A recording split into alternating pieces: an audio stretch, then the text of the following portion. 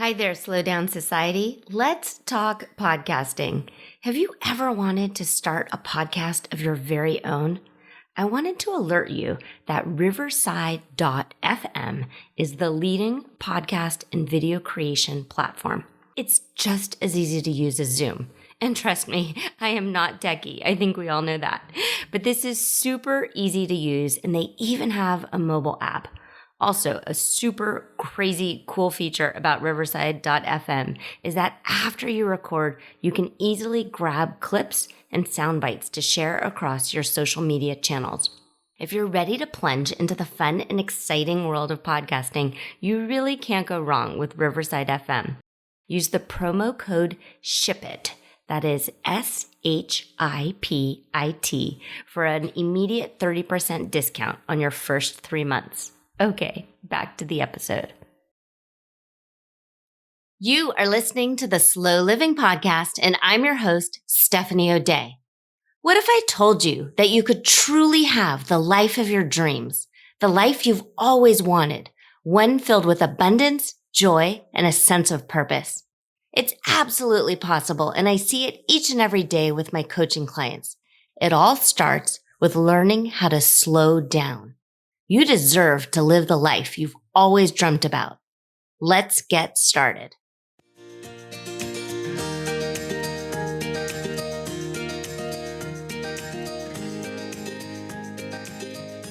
Hi there, Slow Down Society. I am so happy you are here. We are in episode number 9, and I am recording this during Thanksgiving weekend, which has just been awesome and so lovely and so calm and so peaceful and so content. And I sure hope that that's how your Thanksgiving was in your house and in your family and in your life, if that is what you wanted.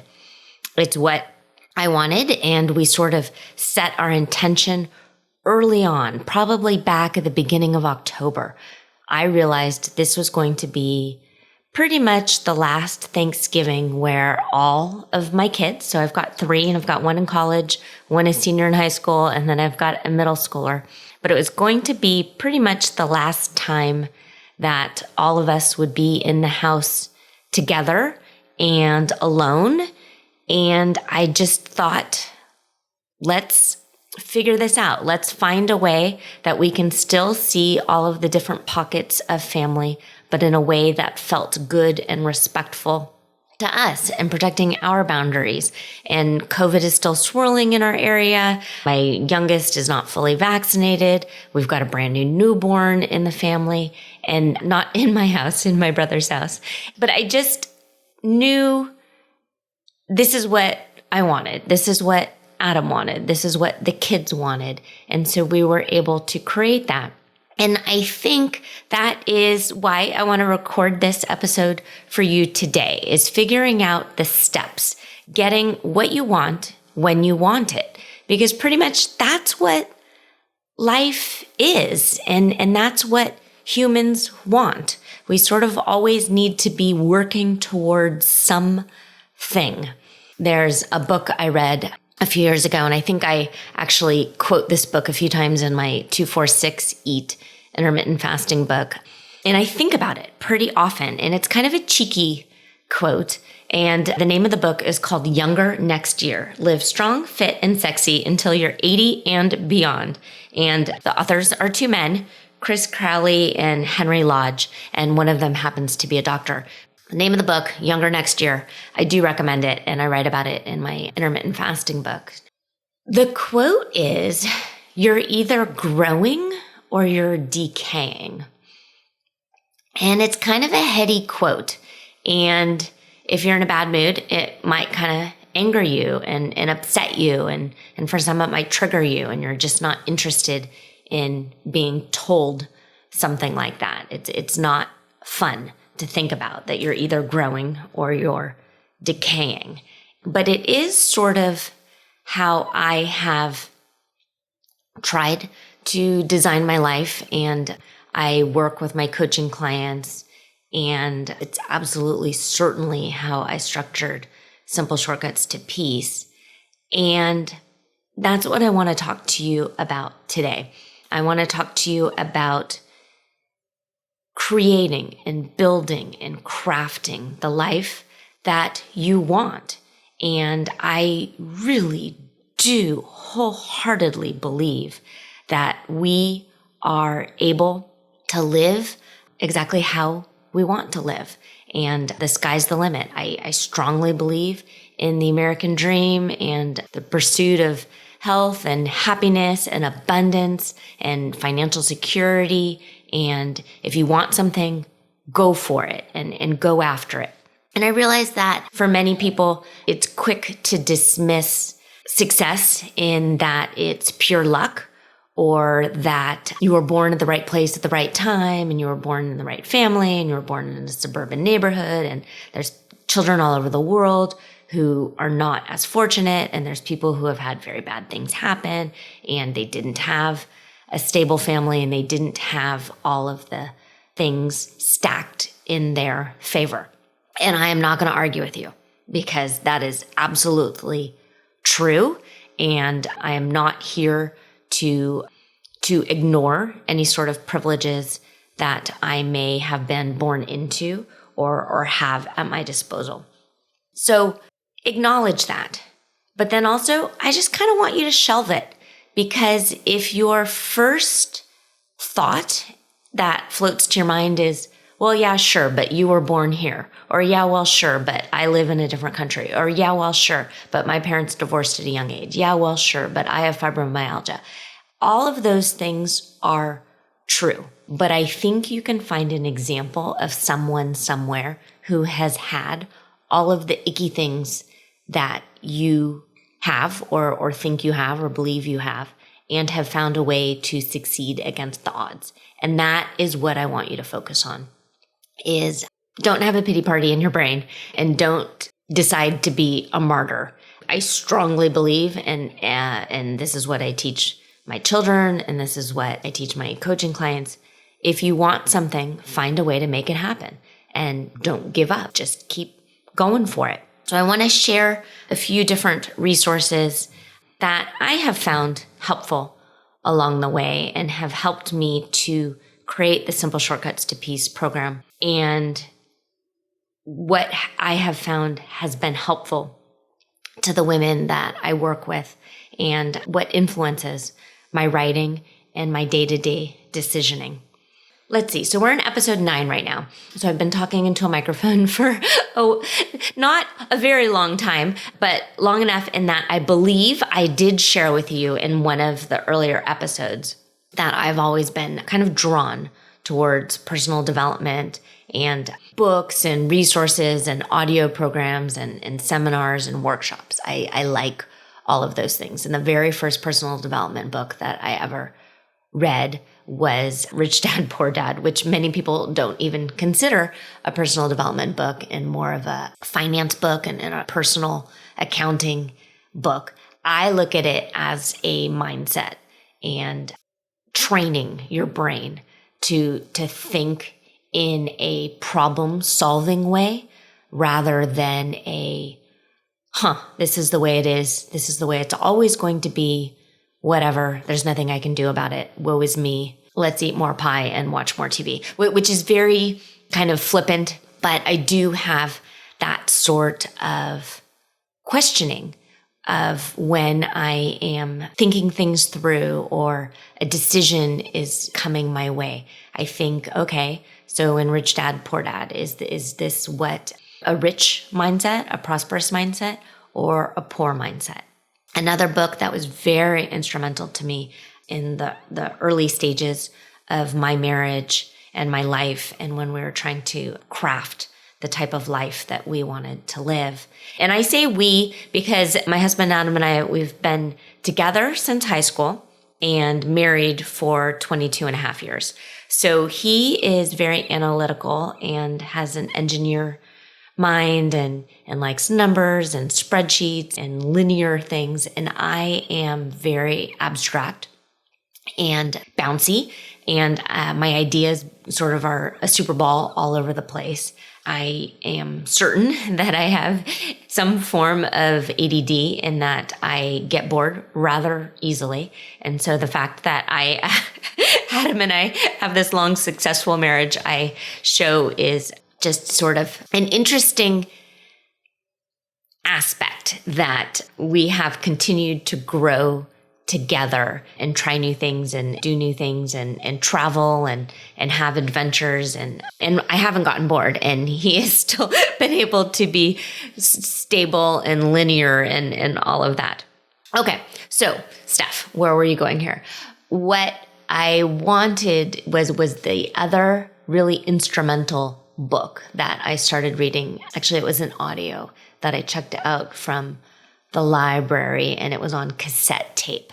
And it was The 21 Success Secrets of Self-Made Millionaires. And it was by Brian Tracy. And I have now bought this book for coaching clients. My oldest has read it. I have printed out the checklists. I used this 21 Success Secrets of Self-Made Millionaires as a checklist for a very long time, and do have that thought of, okay, well, would a successful person do this? Would a successful person get up right now and go for a run, or would she sleep in? And it sort of kept me on the path, the trajectory that I wanted to go to, and it has served me very well. So I would absolutely recommend that book for you too.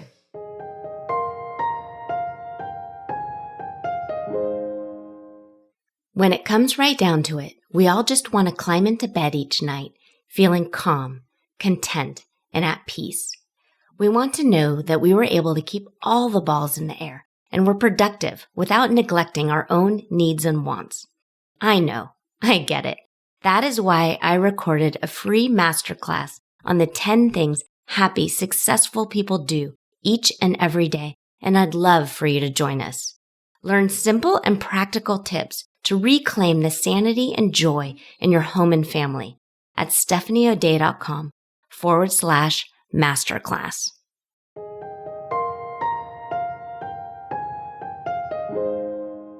So I'm going to mention a few other books that were sort of instrumental to me when I was mapping out the sort of vision and the trajectory that I have for my life. And in an upcoming episode, I'm going to go over my 5-year plans because I think they'll be helpful. And I started my 5-year plans at right around age 20. So another few books that came up while I was reading Rich Dad, Poor Dad and the 21 Success Secrets, they kept talking about mindset and sort of this out of the realm way of thinking. And it was a little too abstract for me. So I read them. I read Think and Grow Rich, and I read The Richest Man in Babylon multiple times. I was trying to figure out how these kind of out there philosophy books, how they would be a step-by-step approach. So I think that is why I really, really liked the 21 Success Secrets of Self-Made Millionaires. And then another one that I listened to on audio, and I did not like it, but I listened to the whole thing because it kept coming up in different circles, was the 7 Habits of Highly Successful People by Stephen Covey. And I read that. I say read, but I know that I was listening to it on audio, and I was listening to it on audio in a courthouse. I was running a childcare center in a courthouse, and I had my 2-year-old. She came to work with me every day. So it was a very cool situation. I was working. If we didn't have kids, I could do my own thing, but I still had to have the center open for drop-in visitors. So I was able to read. I was able to write. I was able to kind of daydream and pontificate while getting paid and while having my 2-year-old, my toddler, with me. So it was a very cool situation. And it was instrumental to just kind of set me up for where I am today. And so I remember listening to Stephen Covey, and it was his own voice on this audio cassette and the 7 habits. And I'm taking notes, and I'm feverishly writing things down, and I've got notebooks and journals and all of these things. And what floated in my brain was that all of this advice, all of the things that I had been reading thus far, weren't really relevant to me as I think at the time I was 27-ish. It wasn't relevant for me as a 27-year-old young wife and mother. All these books were written for businessmen. And not only were they written for businessmen, they were mostly written for salesmen. Napoleon Hill was a traveling salesman. Stephen Covey, they did the Franklin Covey day planners. And if you pay attention to the 7 Habits of Highly Successful People, it ends up sort of being an ad for the Franklin Covey day planner. And I looked up the Franklin Covey day planner online. And again, this was back in, I guess 2003-ish, 2002, 2003-ish era. And so the internet was nowhere near as populated as it was now. So I remember reading different reviews of the Franklin Covey day planners. And I just didn't think it was going to be applicable for me as a young mom and a wife. And I had laundry to fold and I had dishes to do and I had shopping lists, and none of that was talked about within the Franklin Covey day planner that was geared towards businessmen. They were talking about time blocking and all of these things, and set your phone on do not disturb. But none of that works when you are growing a family, because you have to multitask. You have to do all of the things. You can have great intentions of getting up early and writing 500 words, but if you're up all night because somebody's throwing up or has a bloody nose or wets the bed, everything shifts and changes. And so I needed something a bit more fluid. So I actually had this idea. I had this whim of an intuition or a nudge, and I followed it, and it was right to them. You need to create a planner for moms. And so I wrote to the Franklin Covey company. It was like some sort of very generic email address, like info@franklincovey.com that I had found online. And so I wrote to them and I explained who I was and that I like listening to the audio tapes and I like the idea of the planner, but I wanted something that was specifically geared towards moms. I wanted lists of things that I needed to do every day. And I liked the idea of a set of daily chores. And I liked the idea of 7 of them because of these 7 habits of highly successful people. So I came up with a list of 7 chores, which I very creatively named the 7 daily habits of a highly successful household. And so I wrote to Franklin Covey and they wrote back. And we went back and forth for a little while.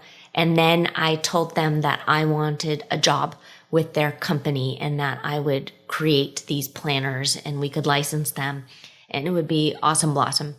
And then they wrote back and thanked me for my time and gave me a coupon code for 15% off. And I never heard from them again. That said, the idea didn't die, and that ended up turning into Totally Together Shortcuts for an Organized Life, which is my day planner for moms that I created. It took a few more years to come to fruition, but I didn't let that idea die.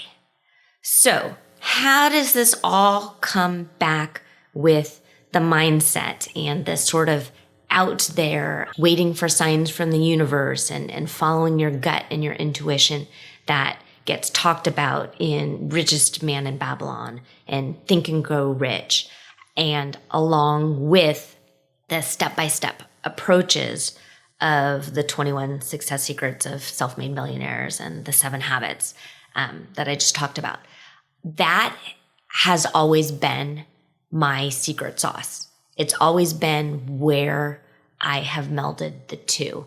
I do sort of consider myself a spiritual person. I intercept God and the universe in my brain. I interchange them. I grew up Presbyterian. I went to Sunday school. I was confirmed. Adam and I were married in a Presbyterian church. He was baptized Catholic.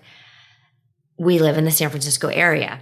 There are lots and lots of religions here, and I'm very respectful and thoughtful, and I like to read as much as I can. And so I pick and choose aspects of different religions and different philosophies.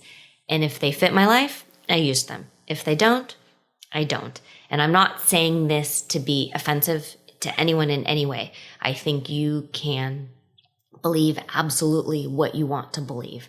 Just for me personally, I look at things in a very large way, and I don't necessarily believe in any of the fire and brimstone and, oh, bad things are happening because of God or Satan or the devil or anything like that. None of that fits well to me. It doesn't feel good in my body. It's not something I believe in.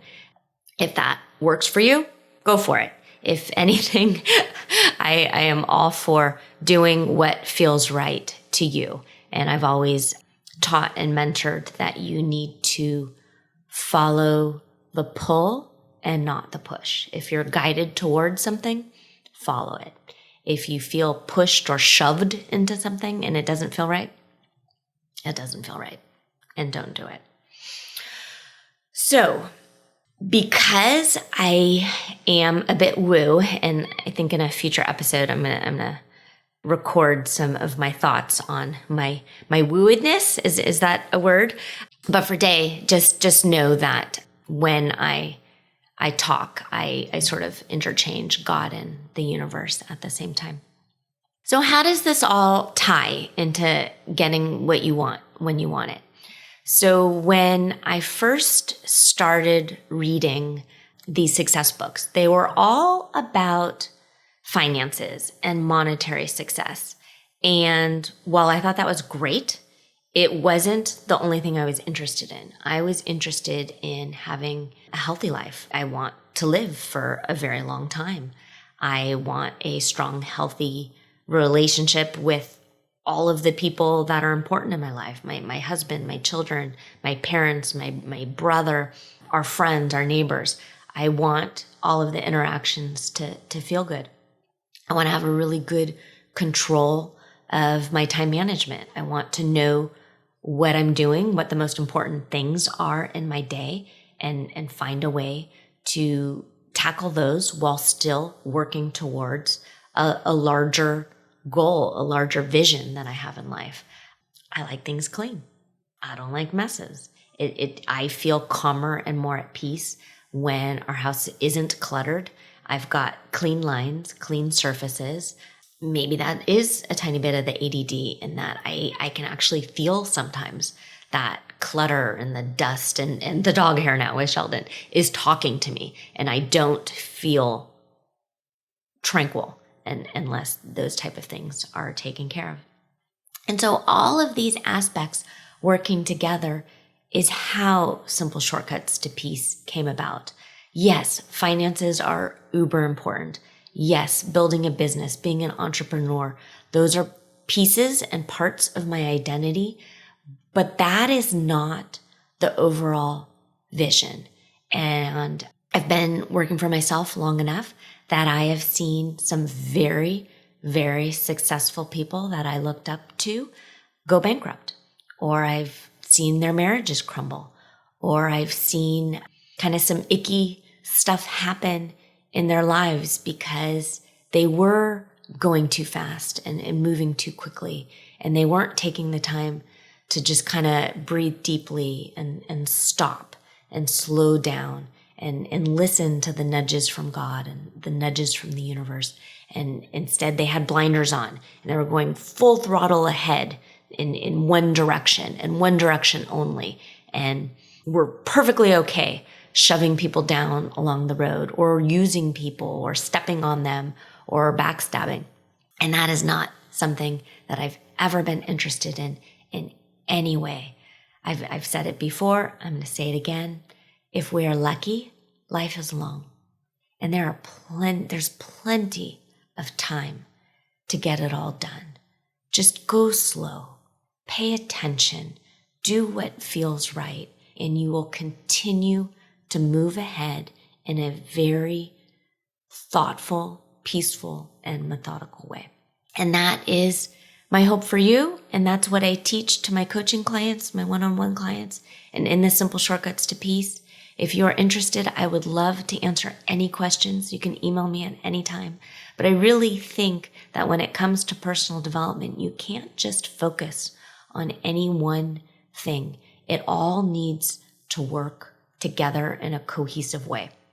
What's the point of being a self-made millionaire if your health is crumbling and you know your A1C is way too high and you're over drinking and you're overeating? What's the point in that? What's the point of having what you think is the pinnacle success story of having the huge house with the marble floors and the super fancy cars in the driveway if you lose sight of the important people in your life and you end up rattling around in this big house all alone? None of that is important. Everything needs to work together. And that is what I teach, and that is what I do, and I am here for you. And I am so happy that you're here and you are listening. I hope you have an absolutely wonderful day and go slow and make things happen.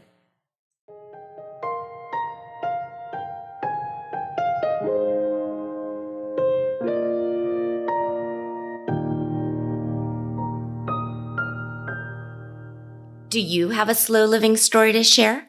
Leave me a voicemail at stephanieodea.com/podcast with any questions, comments, feedback, or testimonials, and I will be sure to include it in an upcoming episode. Also, if you found value in this episode, please share it with your family and friends and subscribe through your favorite podcast provider. The more you share, comment, and leave positive reviews, the more people we can reach and share the slow living lifestyle and messaging. Thank you, Slow Down Society, and have an absolutely wonderful day.